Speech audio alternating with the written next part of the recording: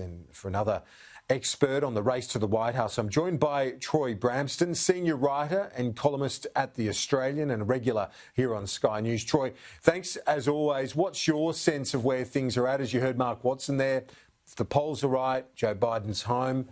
Is that your view? Yeah, I think that's generally right, Kieran. And I've thought, really since the start of this year that Donald Trump's going to find re-election very difficult. His personal approval ratings are below that of other presidents who generally get re-elected. And of course, the coronavirus has, reshaped American politics dramatically. And I think on any measure, he hasn't handled it as well as he probably should have. I think that's just a fair analysis, given that the US has more cases and more deaths per proportion of their population than any other similarly advanced industrial major economy nation.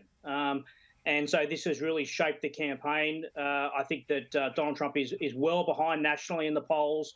He's behind in the key swing states. It's Joe Biden's race to lose. Look, all Joe Biden has to do is hold the states that Hillary Clinton won and win Michigan, Wisconsin, and Pennsylvania. And if he does that, he'll become the next president.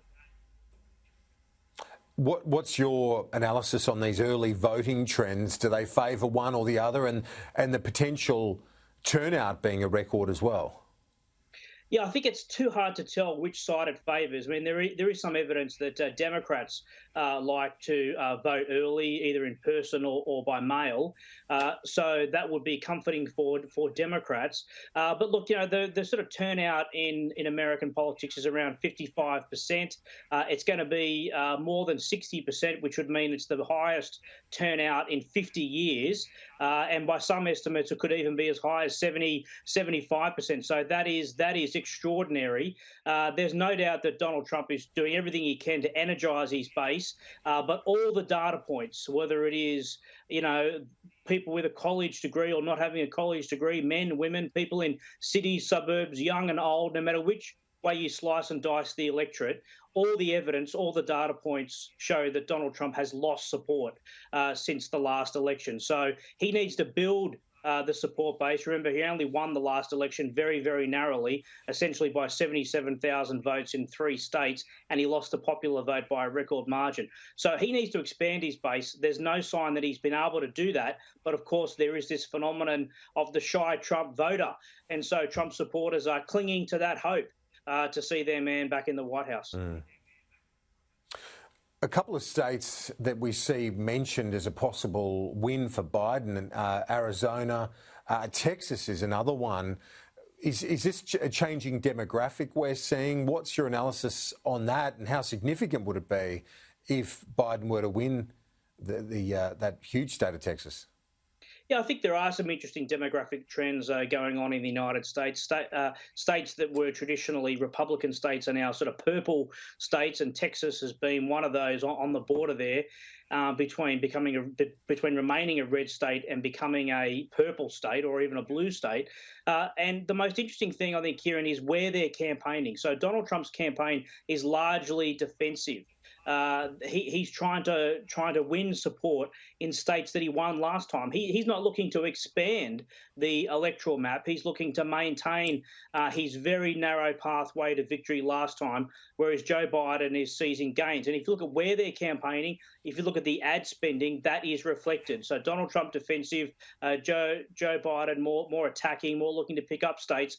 And you're right. That Rust Belt, the Midwest, Wisconsin, Michigan, Pennsylvania, Ohio, Iowa, they're the key states for both sides. And then what they call the Sun Belt, which includes Florida, but also Arizona and Nevada, and of course Texas. So that is really interesting to see. But Donald Trump did a rally the other day, of all places, in Georgia.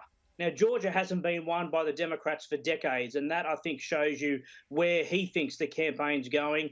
He could, in fact, lose a state like Georgia, which is routinely voted Republican in recent decades. And before we move on to your new book, I want to ask you about the Palace letters in a moment, but the Amy Coney Barrett confirmation, how does that play into the final days? Look, I think by any fair judgment here and assessment, you have to chalk this up as a big win to Donald Trump. Now, I'm a very strong Donald Trump critic.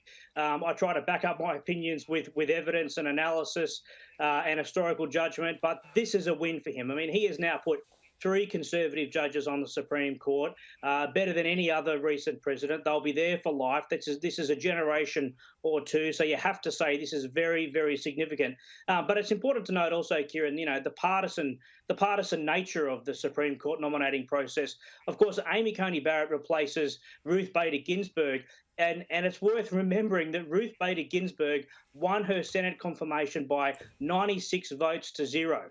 More than 40 Republicans voted for her, being a Democratic presidential nominee. Yet, if you look at Amy Coney Barrett, she didn't get the support of one Democrat. So that just shows you how partisan and how divisive the court selection process has been. Yep, certainly has been, and such an unusual process in the final week of the campaign to see that at the White House, but a big win for Donald Trump. Now, to your new book with Paul Kelly, talk us through the new material uncovered for the book, and what does it show, what does it reveal about the dismissal all these years on? Yeah, Kieran, it's actually publication day today. It's very exciting. Paul Kelly and I have written our second book together, another book on the 1975 dismissal. This is the most dramatic, most convulsive, most divisive event in Australian political history, a great clash of egos, competing ambitions, the use of the reserve powers, unprecedented. It never fails to astonish or surprise or interest. And so Paul Kelly and I have reviewed the recently released Palace letters between John Kerr and the Queen, and we've now formed a very, very clear judgment that the Queen was not warned in advance about the dismissal, didn't have any knowledge of it, and didn't support it. But we've also been able to find a whole trove of new documents that had never been revealed before, including yesterday we wrote in the Australian newspaper about how John Kerr had resigned, and he acknowledged in these resignation letters, which hadn't been released before, that he had lost the support of the Queen and Malcolm Fraser as Prime Minister. He had become such a divisive figure, he couldn't go anywhere without fear of a hostile demonstration. And on the weekend, Kieran, we also revealed that a young Prince Charles had written a letter without the Queen's authorisation to John Kerr saying he supported the dismissal and sympathised with the attacks that he had faced. This was a breach of royal protocol. And so these are some of the new material that we've been able to uncover in the book, and Paul Keating, the former Prime Minister, has written the foreword as well. Well, Troy Bramston, I look forward to reading it. Congratulations to you and Paul Kelly, and thanks for your analysis on the US as always. We'll talk to you early next week ahead of the presidential election day.